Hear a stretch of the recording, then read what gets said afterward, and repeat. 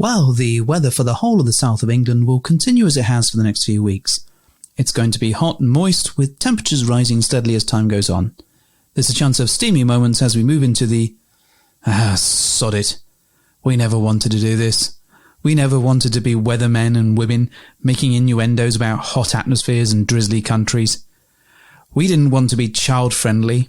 We didn't want to bang on about being for over 18s only. We want to talk about our sexy adventures. We want to be lifestylers, leaping from bush to bush as we sail down the rivers of British sex clubs and mountains of crazy experiences. The cheeky purple mamba, the liquid silk pumped liberally into our hand, the rodeo classic brief harness complete with Tantus curve, the Enjoy Pure One stainless steel dildo, the hot octopus digit, the ever so short messages on Fab Swingers, the sexy friends on Twitter, and the mighty vanilla alternative.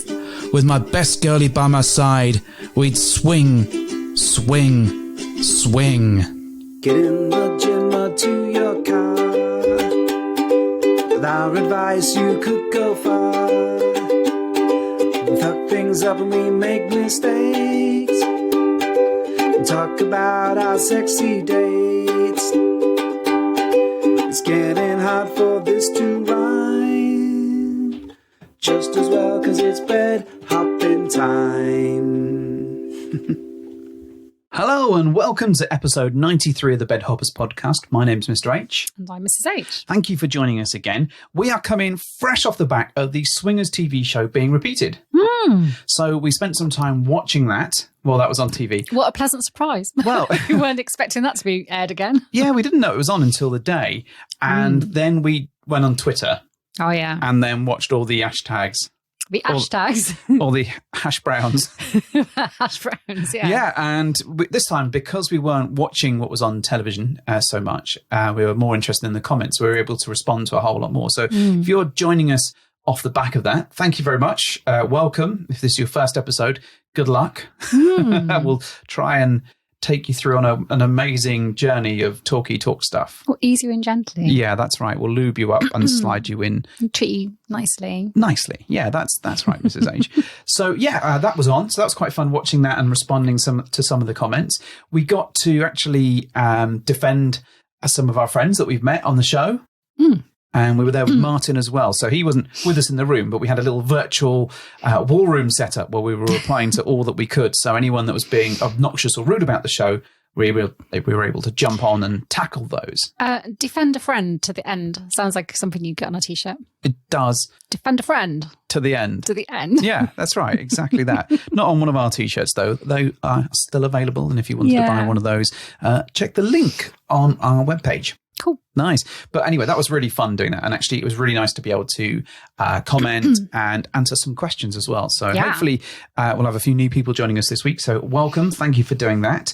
Also, I want to say a huge, huge thank you for all the Christmas submissions to our video that we had through. What? You actually had some more? We had some more through. Yeah, we did. Not that you're checking any of them. No, God, no. Now, I don't want to watch that performance again. We do have a winner, but we can't announce them because they're anonymous. So we'll be in touch with them directly. So if you don't hear from us by the time you hear this, then you didn't win. Sorry about that. So let me get this straight. The anonymous winner that you can't announce because they're anonymous. Yeah. You're saying congratulations to Congratulations that winner. to that person who may or may not be listening right now. Wow. So it's like 4 people out there probably going, yay, I might be a winner. I might be a winner. Anyway, in the next few days, we'll release all of the answers to the Christmas quiz thing that we did. Yeah, I know, right? And we can finally explain what the very first one was, which I think is the one that people stumbled over quite a bit. Yeah, me too. You stumbled over it. I think the people doing it stumbled over it a little bit. So, it'll be an interesting one. So we'll release that. The other thing I want to just cover before we dive into our main topic today. Is actually we've been watching the news a lot because, hey, there's nothing else to do because we're still locked down. Yeah, I know it's the same story. But actually, news. We just want to wish all of our friends and not friends in America the best of luck and to stay safe, I guess. It looks like a fucking terrible time in America. I mean, we're going through a shitty time here in the UK, but the States looks like it's going through a lot of turmoil. All sorts of crap is going on. So we're thinking of you, a little bit, just enough to get us there. It's like some terrible game of top trumps, isn't it? Literally. Trump as being the name of the game there, I suppose. Like, who can outdo each other the most? We've got like 1 million cases, but hey, well, I there's think some stuff going on over there as well. What I've been quite enjoying is lots of people who have been posting sort of comments about America being the next reality TV show that they're watching. And it's like, what's going to top itself today? This new show I'm watching, America. Yeah, what's the next cliffhanger that we're going to be left with? But anyway, the important thing is that if you are in the States or if you're from the States, we hope you're okay. We hope you're staying safe, and we hope you're getting through this without too much mental damage, because we know how trying this is. We've seen it from afar. And if we're really honest, we're not sure that we're that far behind in terms of our own country here. So it's a very polarised place at the moment to be, isn't it? It is. So America, please sort your shit out. Please get it right. Because we'd like to visit at some point. Yay. We would really like to go and visit. Yeah. Let's go see Congress. I hear anyone can get in nowadays. Too soon? God. Too soon? Ooh. But anyways, yeah, please do take care. So this week, we thought we'd tackle a bit of a tricky subject.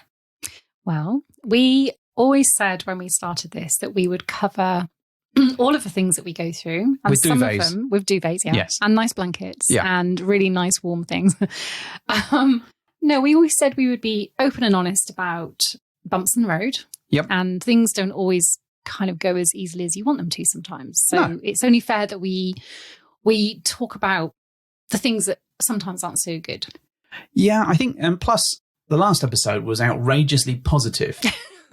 Is this, we're balancing it all up a little bit? This is karma coming up and not biting us, because karma's been biting us for a while. So, Mrs. H, you're going to be running this ship. Oh my God. I think you run a ship, don't you? Or sailing this ship, running steering, a tight ship. I don't know. tightening up the ship, I'm going to attempt to loosely maneuver the ship. crash the plane.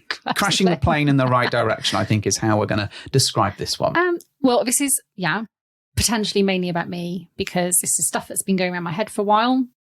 And whilst we've now had a chance to talk about this stuff ourselves together, I kind of think that there's people out there who might be able to resonate with some of these issues, and maybe just, we'd like to hear your thoughts and feedback as well. Yeah, I think some of what we're about to discuss, he says teasing this even My longer. goodness, Yeah. this sounds like a real cliffhanger. I think, everyone's been affected by the whole situation over the last year, from the difficult COVID situation to the politics to the way the world has been. There's been enough bad news everywhere. I mean, last year we started with fires in Australia, and we don't even remember that particularly. I know, it's crazy. So there's a lot of pressure and difficult things going on in the world, and it impacts everyone differently. So I think this is really pertinent to discuss this, because we've been going through a bit of a challenging situation, I think it's fair to say. So without further ado, Mrs. H, let's crack into it. We'll crack into it, but I think first there needs to be a little gentle caveat that what we discussed today is in no way a debate that means we're falling out of love with each other or anything. This is very much things that I want to cover that I think will benefit us, because it's cathartic. Is this why I received a marriage P45 in the post? Oh my God. I think they're called divorces, but I'm not sure. M45. No, that's a road. Oh, is it? Oh, I don't drive. Yeah, I'm going to send you an M25. No, an M45. Okay. Anyway. Brim full of Asher on a 45? Yeah, that would work. Yeah, That okay. would work. I just want to point out, this is in no way us kind of falling out. This is not any kind of mudslinging event. This is just us having a grown-up conversation. Okay. Yeah. I shall keep my finger pointing to a minimum. Yeah, I mean, you can point your finger at me, but no one will see that. That's true. And I can kick you under the table. I know, right? Oh, right. Go on then. Sharp intake of breath. Okay. I can't reach you from here. I'll I do know it later. You've got tiny little legs. So, yes, I want to talk about some things, I think, that have bothered me for a little while. Is it me, generally? It's not you. I adore you. Okay. So I want to talk a little bit about losing my mojo. Mm. Oh. Losing my mojo. And that covers quite a broad spectrum of things. And, we laugh about the concept of mojo when we've watched Austin Powers. And What do we mean by the concept of mojo, dear? your spark, your desire for things, good things. Mm-hmm. Good things such as? Sex. Okay. Your overall desire for some kind of sexual activity. Okay. So, or more commonly mainly known as libido. Okay. So you are losing or have lost Or have stumbled upon. I have stumbled upon. Or stumbled over. Misplaced. Yes, a little bit. Camouflaged. Yeah. So my mojo Discreetly was packed away in a box and put up on a shelf. Nosedive. Mm-hmm. And this isn't an overnight thing at all. And I don't think it's something that can be easily remedied in a fast way either. It's going to take a little bit of effort. Because I've been putting Cialis and Viagra into every cup of coffee that I make in the morning. And trust me, folks, every morning she gets a fucking made cup of coffee.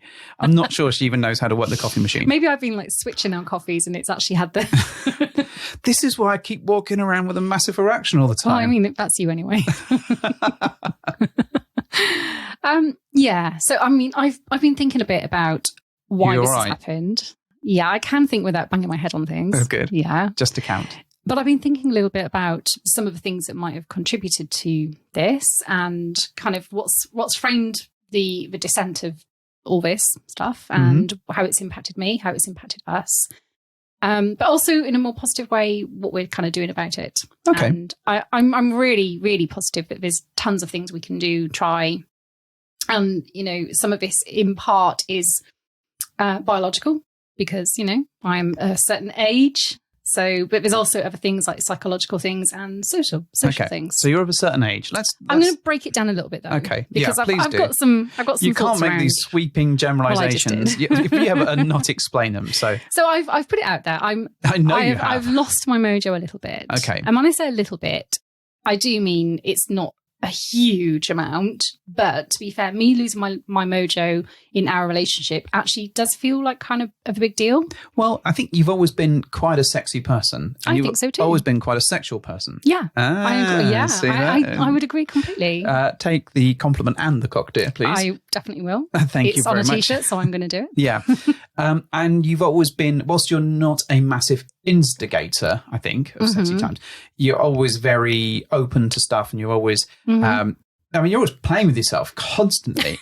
And if it's not your phone, it's your muff. So, I mean, there's always something going on. Right. Typically. So that was one of the red flags for me. I know. Yeah. If I'm not even thinking about myself. If you're not even thinking about diddling, then who even are you? Ringing the devil's doorbell. Then that's a real red flag that actually it's me. So let's go back in time. Yeah, let's do that. Let's do that. And when do you think this first occurred? Okay, I think this first occurred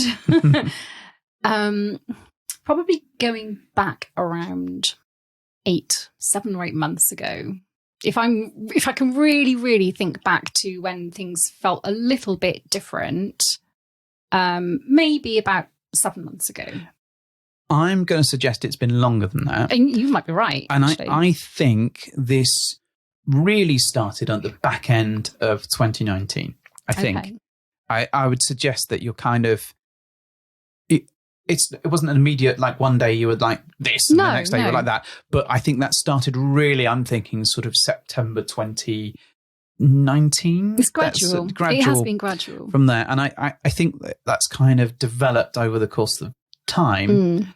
But I would say that's probably when things started to feel slightly different. Feels slightly different. Yeah. I would agree that you're probably more in tune to kind of when you started noticing things. I am never in tune. Well, we know that. What's cadence? What's key?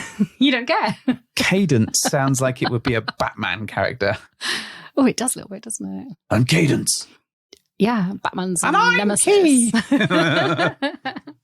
See, we can still laugh together. I know, right? So, yeah, okay, it's useful to go back in time and try and put a little bit of a time frame around when you first noticed this and when I probably first noticed it more. And maybe part of it, I was a little bit in denial that I was imagining things or that So what did you notice?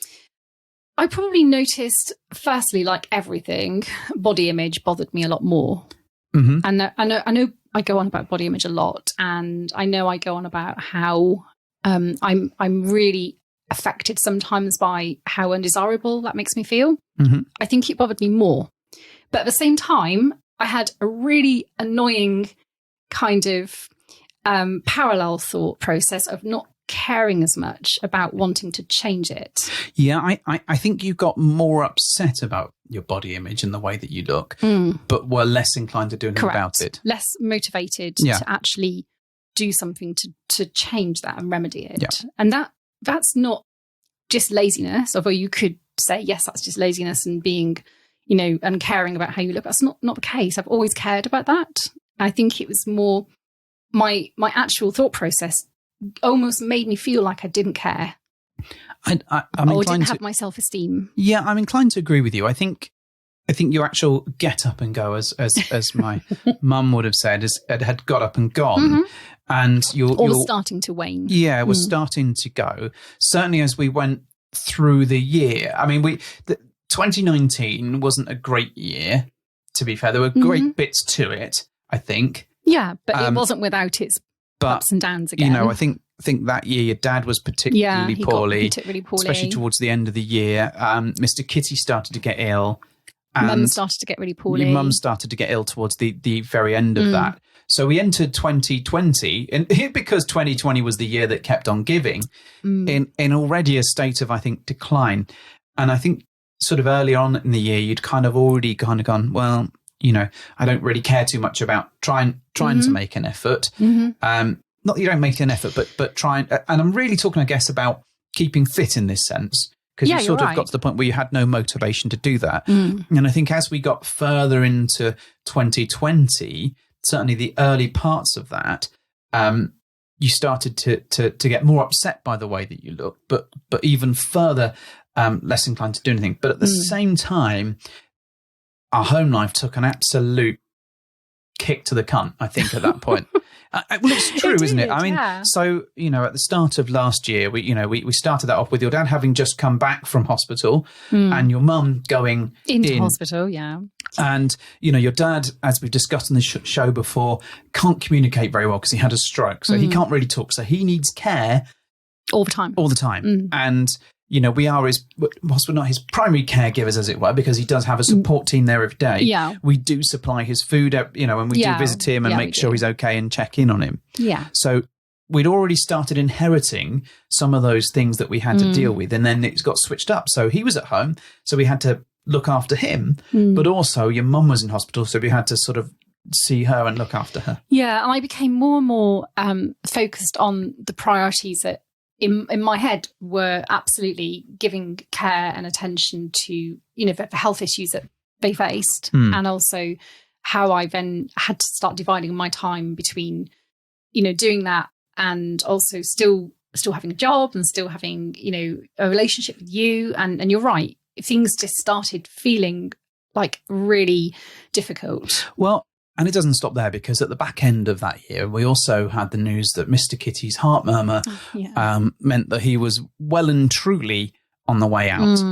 We also, as well, had you were taking your degree, your extra degree, so which you were going through. So you're trying to keep studying and keep taking tests and exams or whatever and handing coursework on the top of all of this happening. So you may wonder why I'm kind of going through all this in granular detail. And I think it's not because I'm putting excuses in my way and justifying it and saying, well, you've got a lot of stuff going on. Of course it's going to be difficult. But actually, when you stack it all up, there was a tremendous amount of stuff, you're right, that already a brilliant relationship had to then withstand. I think on top of that... As if it couldn't get any worse. I think this did start towards the end of... Well, at least...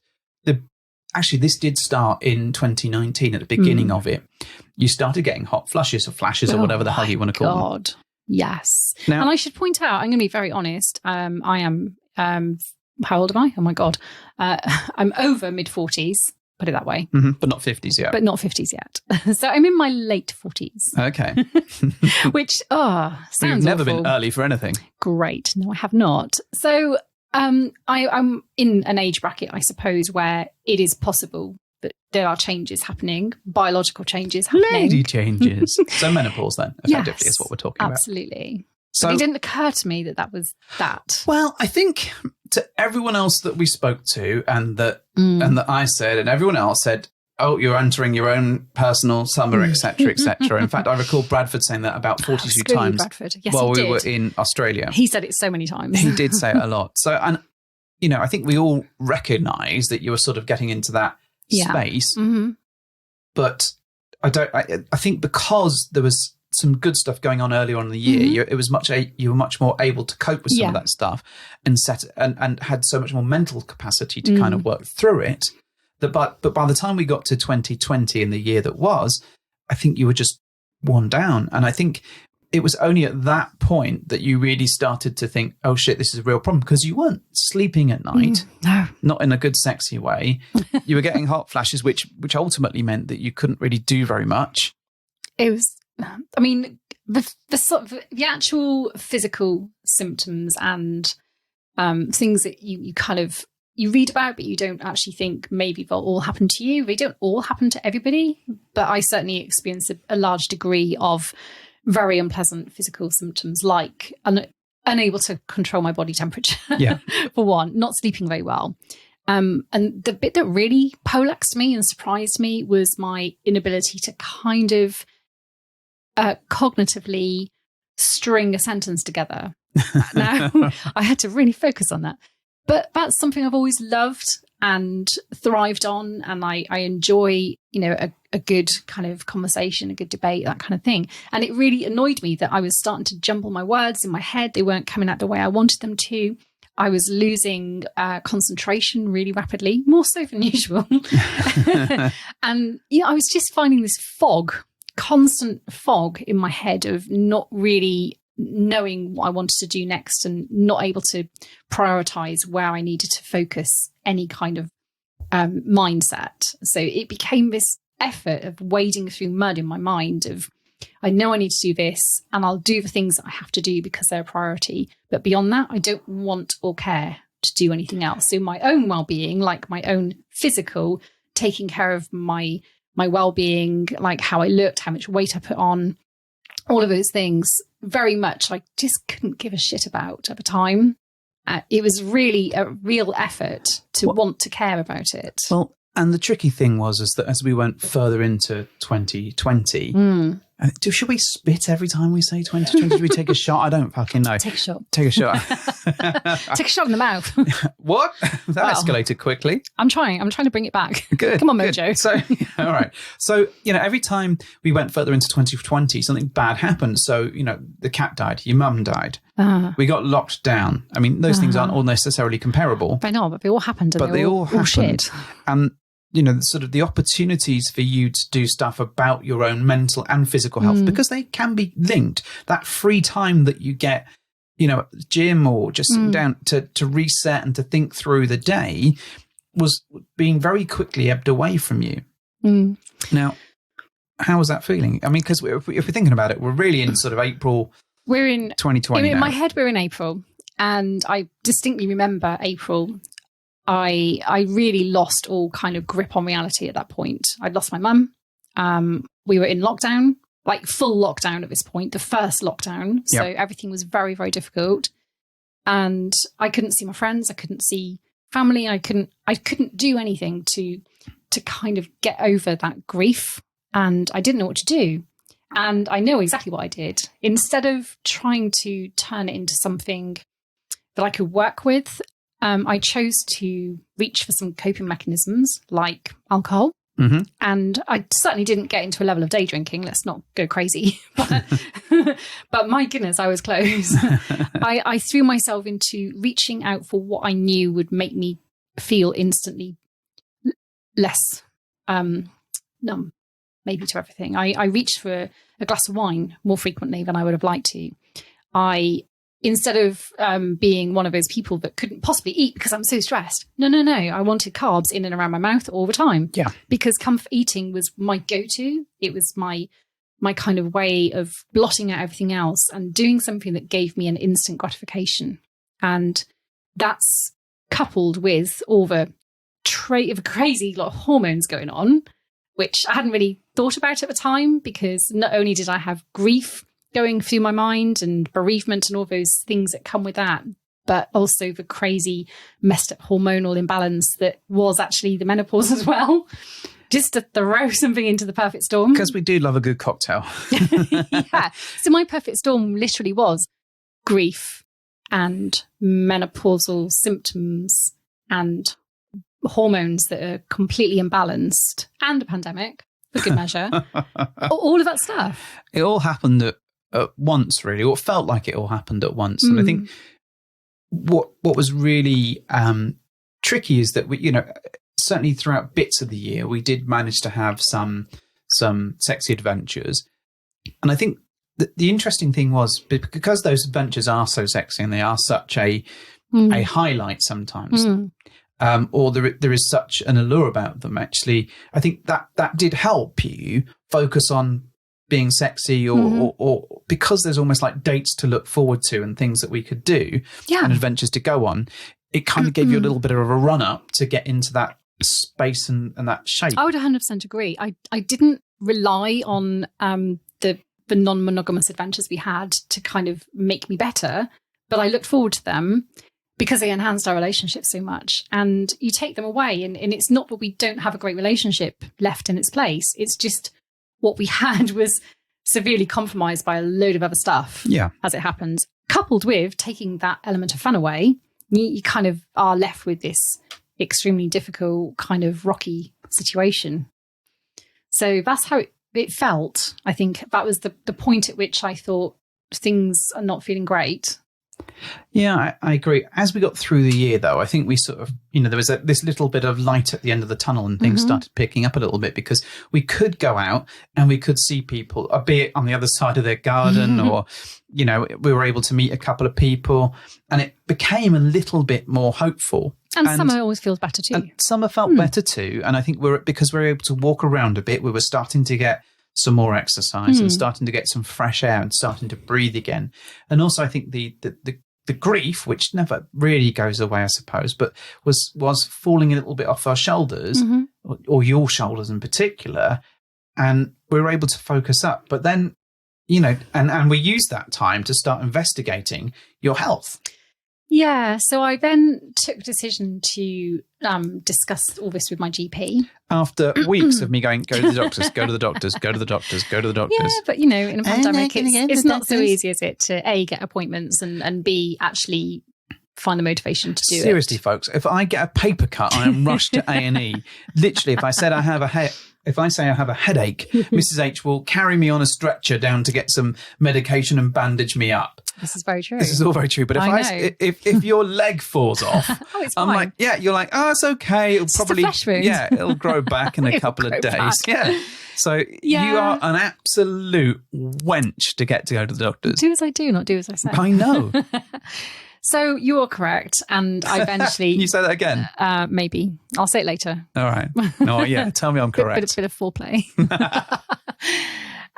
So I did decide to engage with my GP to see what we could do. And he immediately laughed it off and went, "You're too young for that." I'm like, "Really though? Are we sure?" And he was like, "No, you genuinely are a little bit too young, I think." However, what we then obviously decided to take into account was that I had, and again, I'm being brutally honest here, many years ago, I had a hysterectomy. And so that can accelerate a menopause for women. I think it's just the law of Mrs. H, where if something can go wrong and fall off, it will do. Well, maybe. and yes, 2020 and all that. But yes, so we eventually agreed to do some blood tests, and we did all that. You passed those tests so well. You passed those tests better than you passed your degree, I tell you. And they did come back and they were way off, and it was very clear that I was extremely menopausal. Yes. So it confirmed that you're I wasn't going menopausal, you're in menopausal. But in a way, it was a relief not to be labelled or defined, but to be told that actually there may well be a biological reason why you're feeling this way, on top of the other things, because the other things are bad enough in themselves. But it meant that all the kind of, the hormonal balance of things like estrogen and testosterone were way off. So I'm very, very, very, very low in testosterone, and estrogen levels are kind of haywire. So we knew there was something that they could maybe tackle. So I then started hormone replacement therapy. And when was that? I was going to say like July, August. Yeah, I think that's about right. But again, it's not been started on a really high dose or anything. It's been a very gradual, let's try and see how this feels, and let's see if this makes any difference at all. And I think it had some success. I think at first it helped with physical symptoms. Yeah, it kind of helped you sleep a little better, and it stopped some of the hot. Are they flushes or flashes? Fucking awful, whatever they are. Yeah, whatever they were. The hot things. The hot things. And I've always been a down. freezing cold person my entire life, so this was like a real... Well, you've never had any ability to regulate your own temperature. You are like a lizard. But this was interesting that you were getting really hot. This was infinitely more unpleasant. Yeah, that's true. Always hot. Not a thing I want to be used to. But of course, you know, we're now in the middle of summer, and you're still getting hot flushes. God, not the time to go through a menopause. Puberty, you were going to say then, weren't you? No, I wasn't. See, there you go. Mind fog again. Mind frog? That sounds like an amazing comic. It's a mind comic. frog. Yeah. Yeah, maybe. Yeah. Anyways, so this was all going on, and we started to get medication for you to help try and tackle all of these issues. Yes. All along, your mojo's kind of a bit all over the place. Yeah, and then again, this was the worry for me, because you're right. Going back to what we said at the very beginning, I've always been so sexual in terms of my mindset, my approach to things, my love of anything that, you know, a bit kinky. All of it was part and parcel of kind of me. And it felt a little bit like I lost a bit of my identity.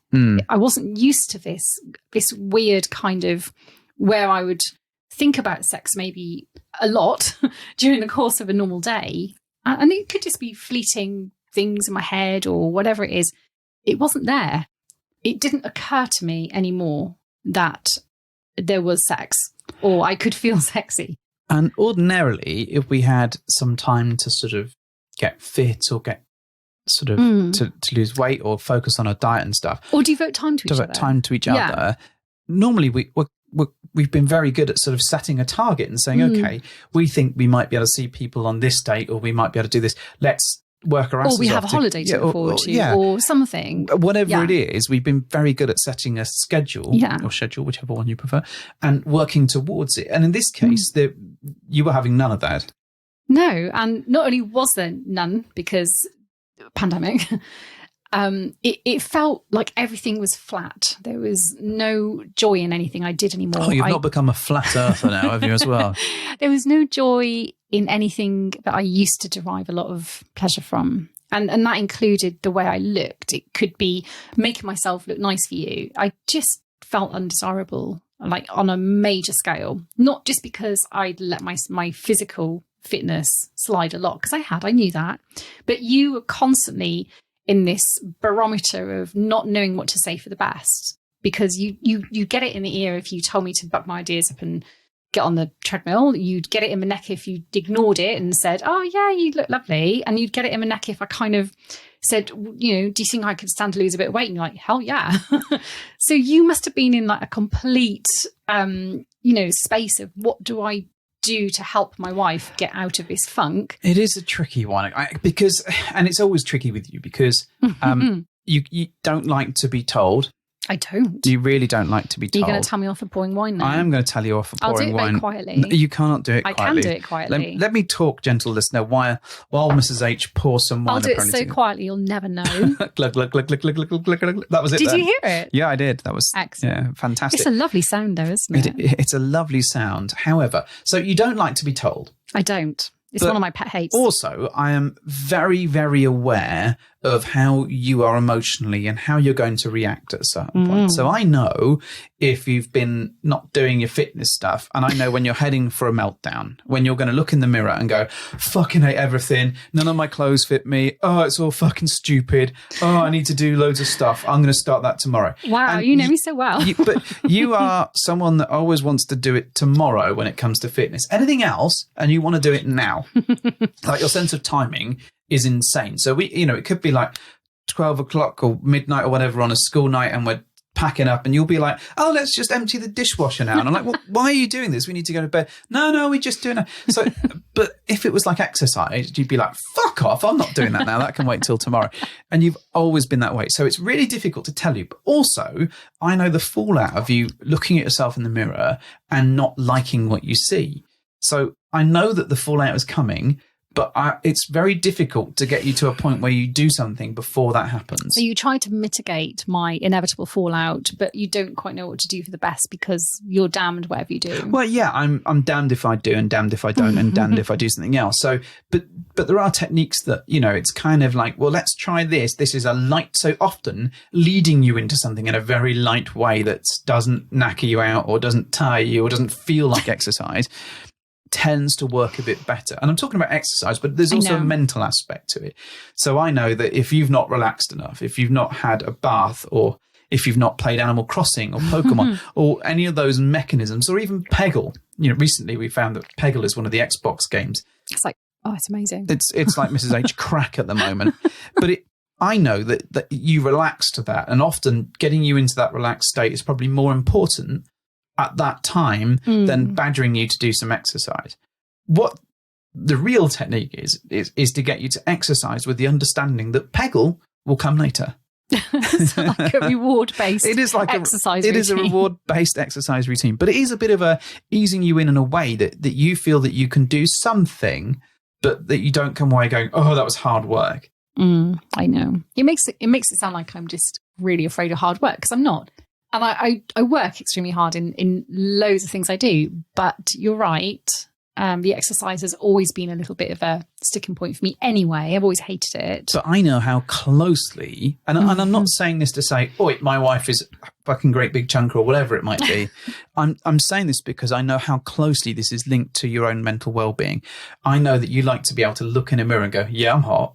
And I know that drives you. It does. I know that's a measure of how you're feeling, and often it's one of the big measures. So when it comes to playing with other people, I know that if you've not put in the effort in the lead up to that night or whatever, that you will have a complete and utter meltdown about how you feel and how you look.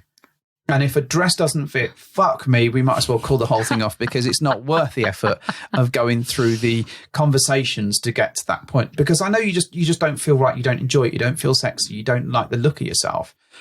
What you forget is that you've had weeks and weeks and weeks to prep to that moment. Yes, well. But that's the difference between you and I and the way that we think. That I think, oh shit, there's this thing coming up. I need to work to that. Or and I think I've mentioned this before, it's like a Discworld thing, and that I'm so lazy that I know I need to keep exercising, because the second I stop exercising, it's infinitely harder to start again. Yeah, I know. I think it's like the rincewind theory or something, fans, but it's like that. That's how I see it, because I kind of, as an optimist, I'm like, one day the doors will be open or the gates will be open, and it'll be like, well, you can play now. And we'll be like, yay. And I'll be like, ready to rock and roll. And you'll be like, I'm not fucking playing. I look like shit. I hate this. Yeah, I literally look like, I think one of my friends said this to me recently, like a quiche that's been punched. I think your current description of yourself has been mostly a baked potato, but you tend to avoid using that phrase because it more into the song. Singing that stupid song. It's interesting though, because I started thinking about how potatoes. Well, maybe a little bit. How this kind of relates to our non-monogamous adventures. Yeah. When we could have them, obviously. Yeah. And what we do if we have them again. And it's a real deal breaker sometimes, because I kind of worry, and this is where the thought process unravels faster than a cheap jumper for me, because I kind of then think, crap, I've got myself into a situation where I don't like the way I look. My body image is at rock bottom. My self-esteem is on the ground. My hormones are haywire, and I've literally got a big can of nope going on. So instantly my kind of thought process then says, right, all right, well, obviously, if we can play with other people, Mr. H is instantly going to want to be playing with these ladies because they don't look like me. They are better than me. I am not up to that standard. They're going to look at me and run a mile, but, he's cool. So I get this kind of worry then set in motion where I think, well, maybe I don't want to do that anymore because I don't want to feel the rejection. But then that's of my own making, because I'm not putting the effort in to get to the point. I'm poised for my own petard once again. But you can see how quickly it manifests itself into a horrible cycle of, you comfort eat because you're sad. and then you're sad because you're fat. Are you and then sort of vaguely quoting Austin Powers? No, I'm not. I'm unhappy because I eat, and I eat because I'm unhappy. But it's so true. And, you know, it's something that I've struggled with most of my adult life. You know, I think the last time I was thin, I was 8, maybe. But you know, it's your mindset that governs a lot of how you cope with it. Well, and it is my relative, mindset's not though. been easy. But it is all relative. It's whether you feel confident and I used to comfortable. feel confident regardless of how, you know, what the reality of the scales was telling me, because I had the confidence to carry it off and actually be sexually kind of, yeah, I'm all that. Come play with me. And that's actually really attractive. All right, granted, I'm not like an absolute heifer, but it helps, doesn't it? I'm not that bad.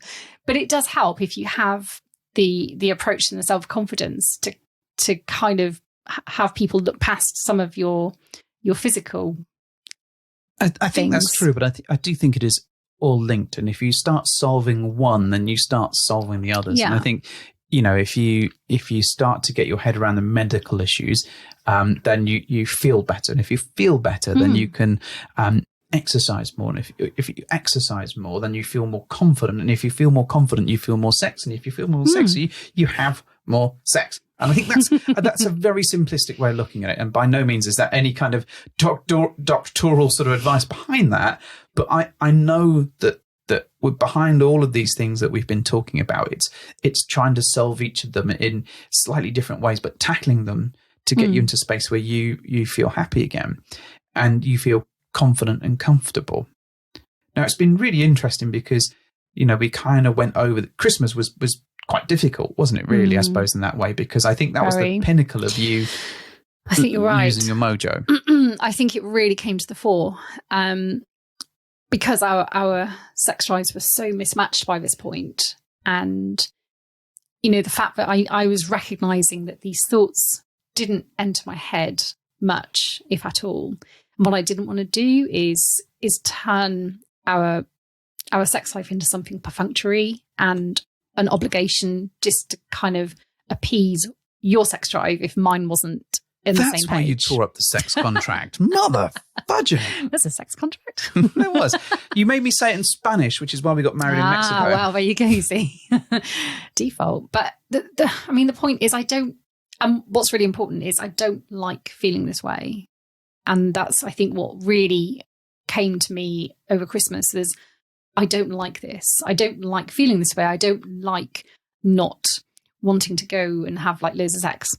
And I think the tricky bit where I've faced, other than the sort of motivational aspect, I feel like a crappy motivational speaker, but it's kind of, it's hard to know when to instigate things when I know that you're not happy with yourself and that you're not in the right space of mind. Yeah. So it's kind of like it's a roll of the dice risk. Now, I still love you and I still want to fuck your brains out. There's no question about that. And other bits, you know, too. But I tore up the sex contract.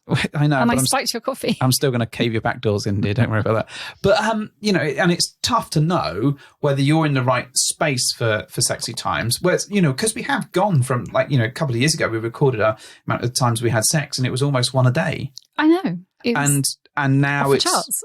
It's a lot less. Well, you know, I don't think we've lost less than once a week or twice a week. No, but it hasn't completely gone away. But equally, you're right. It's not kind of on the same page anymore. No, and I think that we had a chat really a couple of weeks back, and we kind of got this all out on the table, and it was quite an interesting conversation because, you know, I've been very aware of it, and I've been trying to steer the ship a little bit without saying too much because I know you've not been in the right frame of mind to talk about it. And also you were very quick to point out that you knew I'd been through some stuff like bereavement, like grief, like 3 kidney infections on the bounce. That didn't help. That was the other thing. So over Christmas it got particularly difficult because, you know, you had 3 kidney infections. 3 kidney infections and the antibiotics taking those triggered a cold sore on your mouth. It's just horrible. So I felt so run down. We had this whole run of things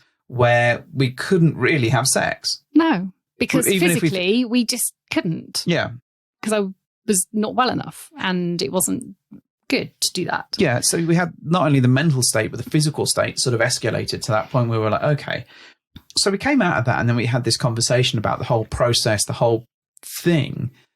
And we sort of really started to recognise that it was important, because we didn't feel as though your medication was quite in the right spot, did we? No, it had done a lot.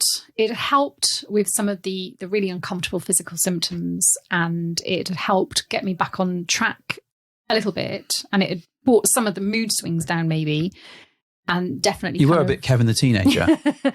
And definitely reconciled some of those kind of like physical unpleasant things, but it's great. But it wasn't enough. So we've now grafted a penis to your shoulder. Well, no. I mean, the top of my list was I started to worry that you would find me less attractive. I was finding myself less and less attractive and not really caring about wanting to make any changes. And as I said, I don't like feeling this way. And I bloody want to get my mojo back because I miss it. I really do.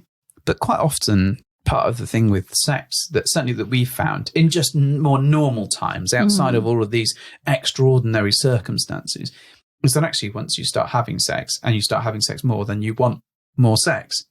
And it ends up being a bit of an avalanche or a bit of a snowball or whatever the fuck you want to call it, where it grows and grows and grows and becomes much more important than what you're doing, because it's fun and you can experiment and all this stuff happens.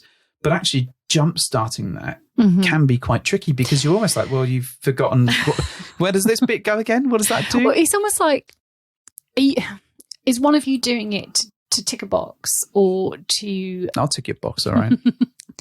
Or are you worrying that, the other partner isn't really into it and you're just doing it to please somebody? I mean, playing Pokemon Go while I was doing you was probably a mistake, if I'm really honest. It did a little bit, yeah. But, okay. So we established I wanted to sort something out, feel better, get this spark back again. So this was, what, a couple of weeks ago? Yeah. And where are we now? You mean what treatment am I trying now? Yeah, what's changed in that time? Okay. So we had this conversation. What was that? This conversation, and I instantly felt upset that we'd had the conversation because it was not an easy conversation. But secondly, I felt better that we'd got it out there. And the elephant in the room was very much, right, we're not going to ignore it because that's the worst thing you can do. And, what I love about our relationship and always have loved about what we have is we can communicate, and we do. I think my outtake of the message was, we can't have sex right now, but go buy a gremlin. So that's what I went and did. So that's what you did. Yeah. So, okay. And also it's really important not to berate yourselves for the fact that you are where you are, because sometimes things happen no matter how great your relationship is. If you believe this is Mrs. H's fault, please push 1 on your phone now.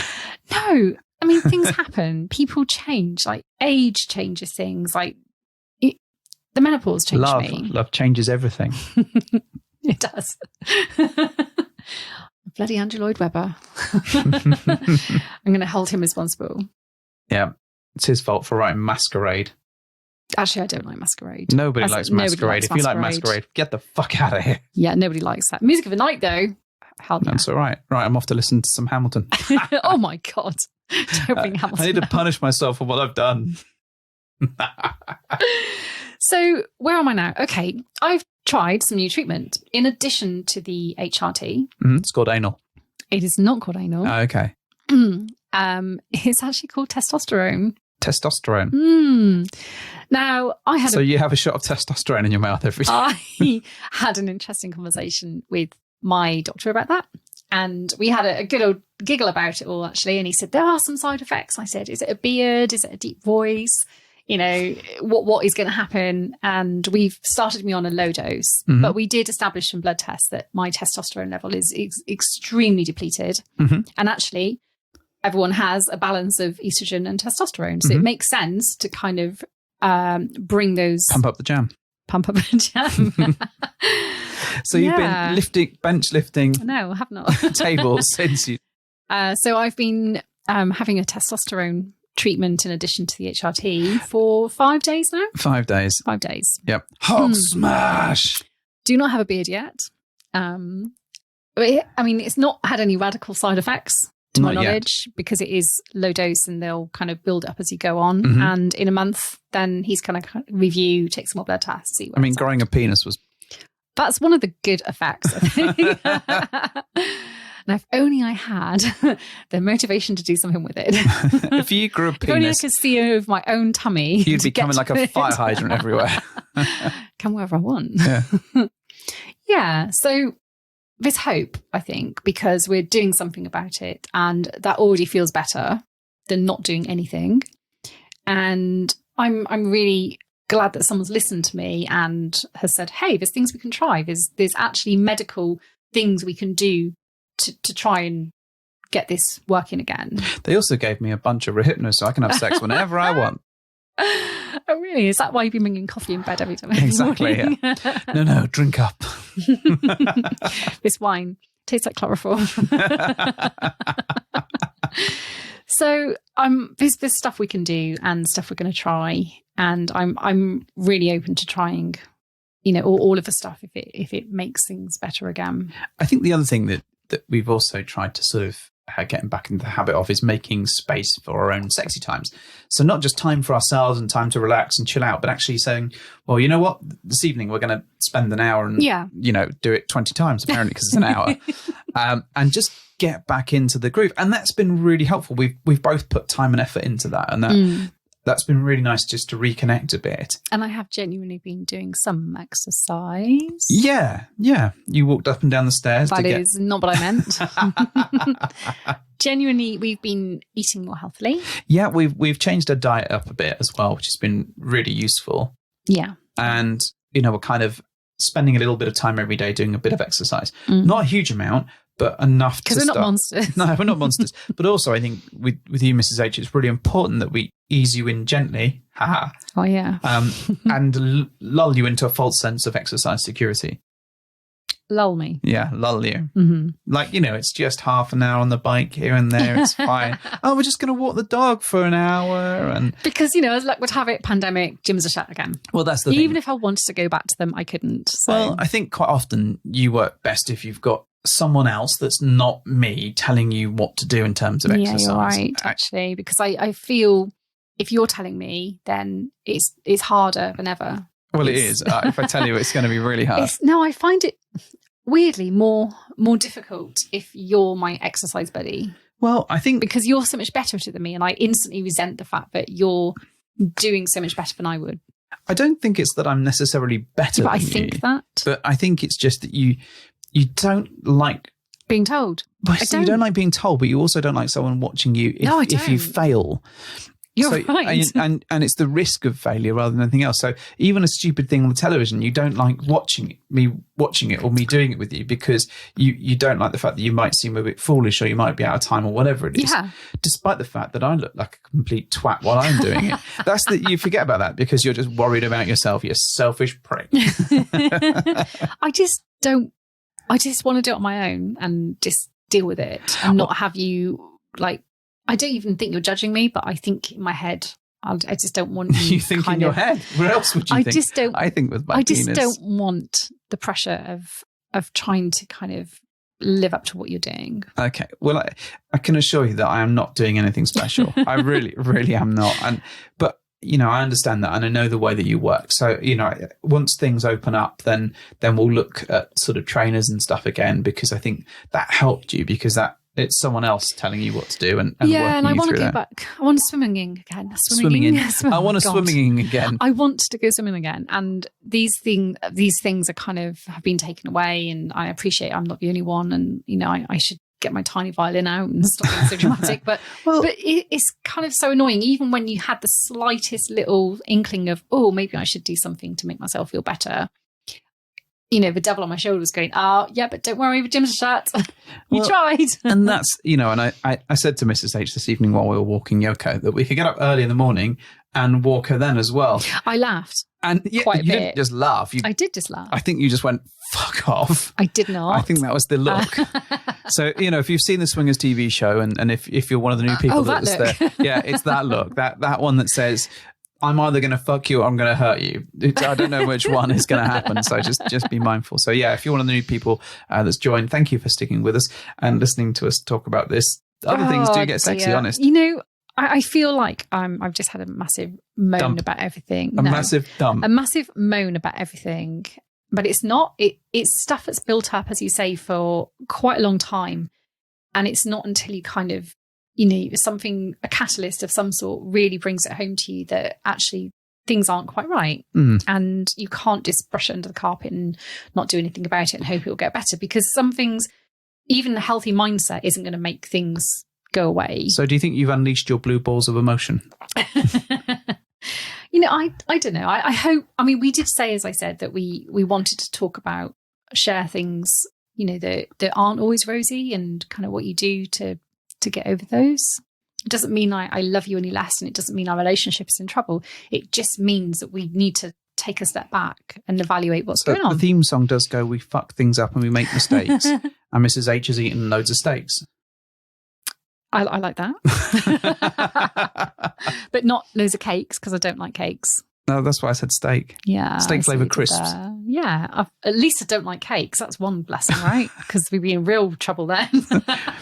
Well, you can't go anywhere to get cake at the moment. You're That's kind not of the point. At least I don't like them. But you do like drink. Yes, I know, but that doesn't rhyme. Yeah, it kind of does. A sip of wine she takes. Something like that.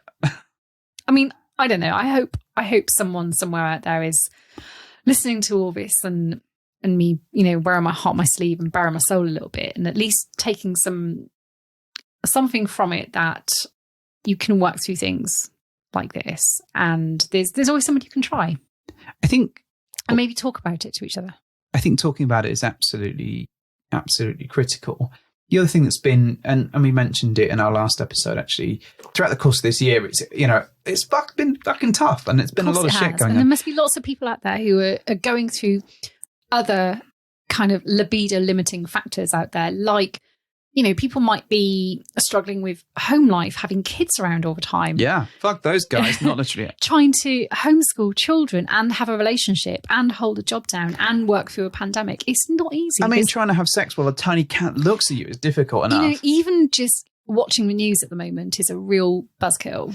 So like, it's really difficult to switch off from all the everyday atrocities that are happening and then think, oh, you know what? I'm just going to get my freak on now. You can't do that. It is sometimes you just need to kind of take some time away from all the stuff that's making you feel sad and negative, and maybe just focus a little bit up on what you can make work. Yeah, I think you need to get yourself into a space where you're focused on each other, on yourself. Don't be too harsh on yourself. That's the other thing I'd say. It's, you know, we've all gone through a fuck ton of shit. And like you've just said, there's been so much that's happened over the course of this year and beyond that can really play havoc with the way that you normally are. So, you know, don't worry about that, but also try and flip it. Try and flip it. The actual thought process for me on this, all of this stuff, is that it could be an opportunity. You just got to look at it in the right way. And if you're locked in together, it's an opportunity to be together. If you're locked in by yourself, it's an opportunity to get things right and get ready for when you can go out there in the world. And if you're, you know, looking to go out there as a couple and explore things, you know, use all of this time to do your exercises if that's what you need, or to get your profile right, to take your sexy pics, to work on that building that intimacy, to work on that communication. There's so much good stuff you can do. It's not fucking easy. It really isn't. And trust us, or trust me when I say we've been through a lot of this shit. We've told you about it over the course of this episode, but I'm really hopeful. The fact is that we've discussed this, we've talked about it, we've spaffed it up all over the place while we kind of went through it. And actually, we're kind of like, hey, we're trying. We're having more sexy times. We're sorting your meds out. Your mum's still dead. Can't do anything about that. The cat's still dead. But we got a new cat.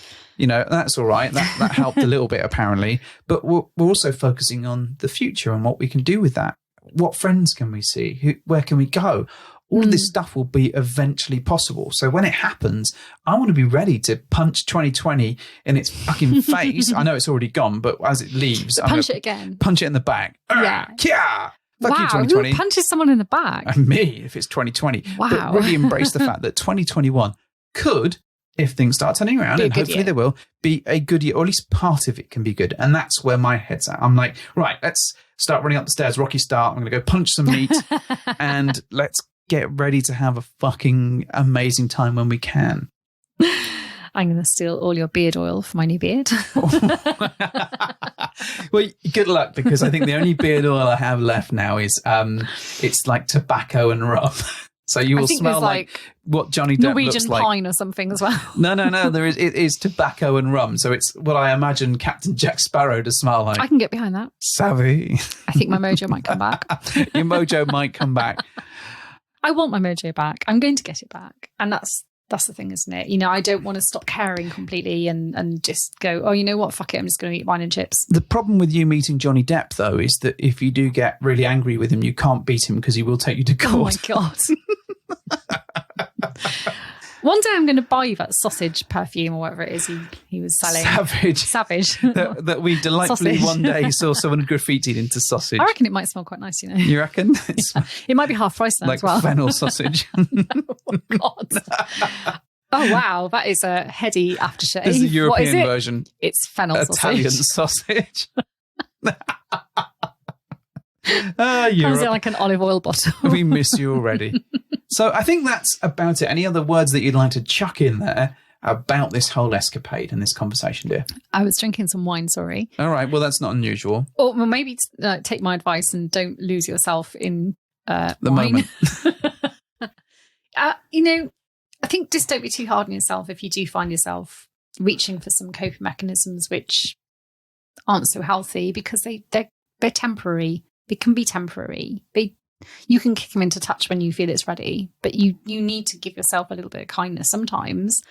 And if something makes you feel better, then fine, just moderation. And just be prepared to kind of recognize when it's time to let go of that and do something about it. I think that's absolutely fair. The other thing I would say is, don't forget, you've got friends, you know, and if you're listening to this show, we're here. Yeah. Get in touch. And if you're struggling, get in touch. Talk to your friends, talk to your lifestyle friends, talk to your vanilla friends. Make the most of those connections. Even if you can't see each other and give each other a hug, you can Skype, you can Zoom. And sometimes just that can make the whole difference. And 2020 was definitely a fucking stupid year, but it was the year of us spending time talking to our friends. And while we couldn't hug them all the time, and while we couldn't, you know, fuck them either, it was great just to go through all of this shit together. And I think that's something that we can all take forward. Nice to know this there's year. people there, even if it is on a virtual basis. I feel like I'm going a bit into the Blues Brothers, you know, like we're so glad to see so many of you lovely people here tonight. And we would especially like to welcome all the representatives of the Illinois Law Enforcement Community who have chosen to join us here in the Palace Hotel Ballroom at this time. We do sincerely hope that you all enjoy the show. And please remember, people, that no matter who you are, no matter what you do to live, thrive and survive, there are some things that still make us all the same. You, me, them, and everybody. And with that, Mrs. H, do you want to do your thing? I do. I need to watch that film, really. I don't understand that quote. Well, ruin it. I mean, you could hop into our bed, but it's severely lacking in mojo. Thank you for helping into our bed. This is really quiet and rubbish. It will be, at some point, delightful to have you hop into our bed.